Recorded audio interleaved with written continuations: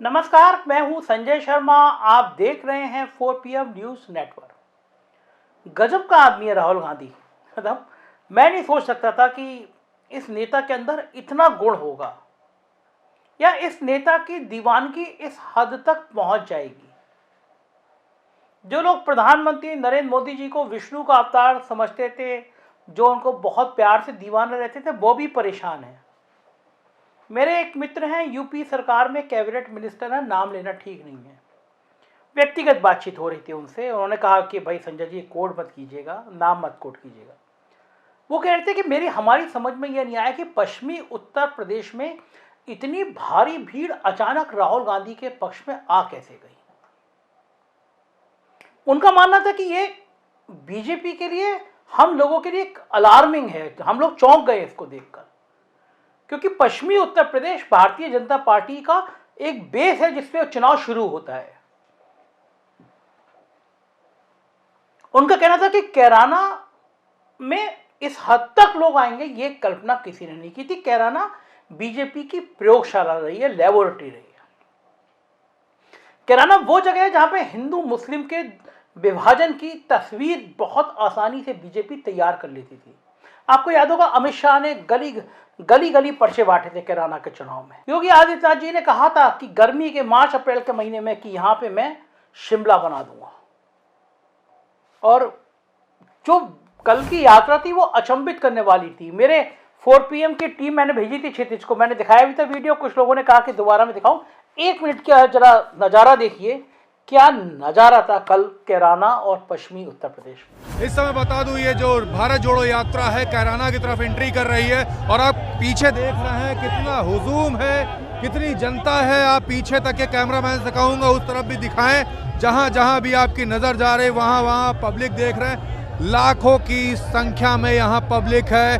कैराना में भारत जोड़ो यात्रा एंट्री कर रही है और जहां जहां भी आपकी नजर जा रही है वहाँ आप यहाँ पर पब्लिक को देख पा रहे हैं। या सभी भारत जोड़ो यात्रा का समर्थन कर रहे हैं। मैं पीछे देख पा रहा हूँ, सिक्योरिटी आप देख रहे हैं काफ़ी टाइट है। और बगल में आप देख सकते हैं राहुल गांधी को। राहुल गांधी देखिए सबको हैंडशेक कर रहे हैं। आप साफ तौर से राहुल गांधी को देख पा रहे हैं। राहुल गांधी बीच में आप देख रहे हैं, सबको हैंडशेक कर रहे हैं, यहाँ पे पब्लिक को संबोधन कर रहे हैं। और आप पीछे देख रहे हैं लगातार काफ़ी बड़ी संख्या में हुजूम है पब्लिक का। और जहां जहां भी आप देख रहे हैं एक जन सैलाब पूरा उमड़ पड़ा है। मैं आपको आज बताऊंगा कि कौन कौन से राज हैं। देखा आपने भीड़ देखी थी ना आपने। अब मैं बताऊंगा कि कौन कौन से ऐसी जगह हैं जहां पे राहुल गांधी की भारत जोड़ो यात्रा भारतीय जनता पार्टी का सारे सपने खत्म कर सकती है।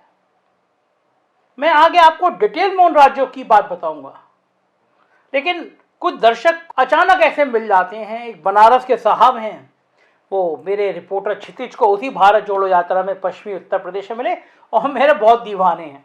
तो मुझे शुक्रिया, मैं चूंकि उनका नंबर मेरे पास नहीं है तो शुक्रिया तो नहीं कह पा रहा हूँ उनको, लेकिन जरा सुनिए कितनी मजेदार बातें कर रहे हैं ये मेरे को लेकर। क्या कुछ कहना चाहते हैं? कहाँ से है? नाम क्या है? सर मैं बनारस से हूँ, मेरा नाम सोनू यादव है। क्या कुछ कहना चाहते हैं? भारत जोड़ो यात्रा में आप आए हुए हैं। मैं भारत जोड़ो यात्रा के पहले मैं 4PM और इनके जो संपादक जी हैं संजय शर्मा जी को मैं तहे दिल से नमस्कार करता हूं। अब मैं कहना चाहता हूं कि जितनी ईमानदारी से ये अपनी पत्रकारिता करते हैं सर, कि आज जो बीजेपी सरकार है हिल गई है सर, हिल गई है। अगर इनका चले ना तो ये भी खरीद ले, लेकिन संजय शर्मा, अभिषेक शर्मा और रवीश कुमार सब बिकाऊ नहीं होते। तो ये दीवानगी इसलिए है क्योंकि मैं सच की बात कहता हूँ। मैं सत्ता की चाकरी नहीं करता, सत्ता की चरण वंदना नहीं करता, सच बोलता हूँ, इसलिए लोगों को पसंद आता हूँ। तो चलिए मैं लेके चलता हूँ आज की राहुल गांधी की भारत जोड़ो यात्रा इतनी सफलता के साथ मुकाम तक क्यों बढ़ती चल रही है। और ये यात्रा इसलिए भी काफ़ी सफल रही है क्योंकि इस यात्रा में राहुल गांधी सीधे आम लोगों और उनके मुद्दों से कनेक्ट होते हुए दिख रहे हैं। लगातार संवाद कर रहे हैं, किसी के कंधे पे हाथ रख रहे हैं, किसी के संग चाय पी रहे हैं, कहीं चाट खा रहे हैं, कहीं बेरोजगारी की मार झेल रहे नौजवानों से, और कहीं वो अग्निवीर स्कीम के प्रभावों से जितने प्रभावित नौजवान हैं उनको आश्वासन दे रहे हैं। तो वहीं कोटा के कोचिंग संस्थानों में पढ़ रहे मेडिकल और IIT के जो बच्चे हैं उनसे सबके बीच में वो बात कर रहे हैं, लेकिन इन सब के बीच वो सत्ता की होड़ से खुद को दूर रख रहे हैं। बहुत बड़ी बात है। एक बार तो उन्होंने मध्य प्रदेश में पत्रकारों को कह भी दिया, राहुल गांधी को तो मैं कब का भूल गया, अब आप भी भूल जाइए। और उनकी ये निष्कपट छवि, एक संत जैसी छवि, लोगों के दिल और दिमाग पर असर कर रही है। लेकिन इसका चुनावी असर कितना होगा, आज मैं इस संभावना पर आपसे बात करूंगा। इस चर्चा से पहले जान लेना जरूरी है कि जिस किसी भी राज्य में कांग्रेस की जमीन आज भी बची हुई है, केवल केरल को छोड़कर, वहां पर उसका सीधा मुकाबला भारतीय जनता पार्टी से है। भारतीय जनता पार्टी पिछली 2 बार से दिल्ली पर कब्जा कर रही है, तो उत्तर प्रदेश को छोड़ दीजिए, उन्हीं राज्यों के बूते जहां कांग्रेस बनाम भाजपा के बीच सीधी लड़ाई है, इसलिए वो दिल्ली पे कब्जा कर रही है। इस लड़ाई में हर राज्य में भारतीय जनता पार्टी की सफलता दर 90% से ज्यादा है। आज मैं कुछ राज्यों की अब की हकीकत से आपको अवगत कराने जा रहा हूं, क्योंकि यदि इन राज्यों में भारतीय जनता पार्टी फिसल गई तो गई काम से, और यदि इन राज्यों में कांग्रेस बढ़िया प्रदर्शन कर गई तो तय मानिए 2024 में खड़गे साहब 7 रेस कोर्स रोड पर अपनी चाय सबको पिलाएंगे। तो चलिए इन राज्यों की चर्चा में सबसे पहले खड़गे साहब के राज कर्नाटक को लेते हैं। यहां की 28 लोकसभा सीटों में से 25 भारतीय जनता पार्टी के पास हैं और कांग्रेस के पास सिर्फ 1 है, मगर वो साल 2019 का था और अब तैयारी 2024 की है। अब बॉस खड़गे साहब हैं और उन्हें साहब की जगह बिठाने के लिए पूरा कर्नाटक जोर लगा देगा।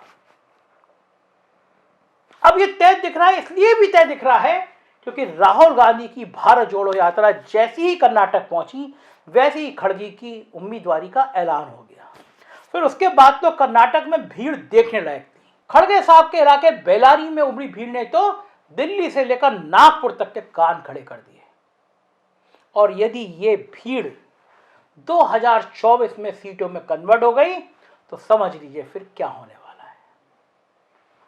ना तो सॉफ्टवेयर के राज में धार चाकू रखने की प्रज्ञा मैडम की सलाह काम कर रही है और ना लव जिहाद का मुद्दा टिक पा रहा है। लेकिन इन सब का टेस्ट अगले 3-4 महीनों में विधानसभा चुनाव में हो जाएगा। देखते हैं प्रज्ञा ठाकुर के धारदार चाकू और खड़गे और राहुल को रोक पाने की ताकत इस चाकू में कितनी है।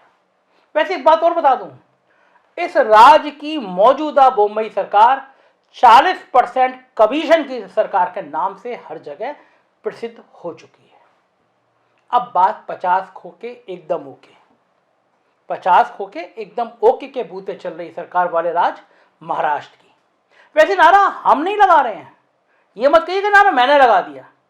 ये नारा भाजपा और गुवाहाटी मॉडल वाले विधायकों को सामने देखकर जनता खुद ही लगाने लगी। आपको याद होगा कि महाराष्ट्र की 48 में से 42 लोकसभा सीटें पिछली बार भाजपा गठबंधन ने जीती थी, लेकिन तब बाला साहब ठाकरे की विरासत भारतीय जनता पार्टी के साथ हुआ करती थी। लेकिन अब हालात ये है कि अंजना ओम कश्यप, आपको याद होगा एक वीडियो वायरल हुआ था, उन अंजना ओम कश्यप के शब्दों में कहें तो शिवसेना के राहुल गांधी, आदित्य ठाकरे अब राहुल गांधी का हाथ थाम चुके हैं। शरद पवार दिल्ली से पुणे तक कांग्रेस के कार्यालयों में जाने लगे हैं। लेकिन इस बीच महाराष्ट्र को मिले 4 प्रोजेक्ट साहब के राज्य में ट्रांसफर हो चुके हैं। गडकरी जी मार्गदर्शक मंडल की वेटिंग लिस्ट में बिठाए जा चुके हैं। और रही बात बाला साहब ठाकरे की विरासत की, तो इस विरासत का साथ मुंबई से दिल्ली तक कांग्रेस को ऐसा मिला हुआ है कि अंधेरी ईस्ट के उपचुनावों में भाजपा ने कैंडिडेट खड़ा करने की हिम्मत तक नहीं जुटाई। ऐसे में आप अंदाजा लगा सकते हैं कि भारत जोड़ो यात्रा में उमड़ा जनसैलाब सिर्फ राहुल गांधी को देखने नहीं आया था, बल्कि उसे एक उम्मीद की किरण भी दिखाई दे रही थी। और उम्मीद की इस किरण के बीच यदि सुधांशु त्रिवेदी जैसे बड़बोले भाजपा नेता छत्रपति शिवाजी महाराज के अपमान की हद तक उतर जाए तो आप समझ सकते हैं कि राहुल का सावर का ट्रैप कितना बड़ा मास्टर स्ट्रोक था। अब बात मध्य प्रदेश और राजस्थान की। 2019 में इन दोनों राज्यों की 54 में से 53, 54 में से 53 लोकसभा सीटें भाजपा को मिली थी, जबकि कांग्रेस को सिर्फ एक सीट पर संतोष करना पड़ा था। इन दोनों राज्यों में हिंदुत्व प्लस नरेंद्र मोदी की पिछड़ा वर्ग की आइडेंटिटी पॉलिटिक्स ने ऐसा कमाल दिखाया था कि जिससे कांग्रेस अच्छे वोट लाने के बावजूद सीटों में कन्वर्ट नहीं करा सकी।